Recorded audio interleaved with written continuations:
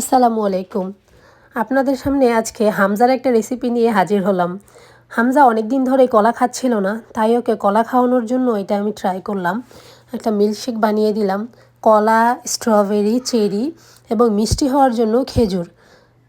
খেজুরটা না দিলে কিন্তু মিষ্টিটা কম হবে। বাচ্চারা যেহেতু মিষ্টি খাবার পছন্দ করে, তাই খেজুরটা দিবেন। এতে স্বাস্থ্যের জন্যও ভালো, টেস্টটাও বাড়বে। দেখুন ও আস্তে আস্তে সবগুলো দিচ্ছে, এতে করে ওর যেন খাবারে আগ্রহটা বাড়ে, এজন্য ওকে দিয়ে দিলাম। তারপর এতে প্রায় হাফ চামচের একটু বেশি টক দই দিয়ে দিলাম। তারপরে দুধ দিলাম।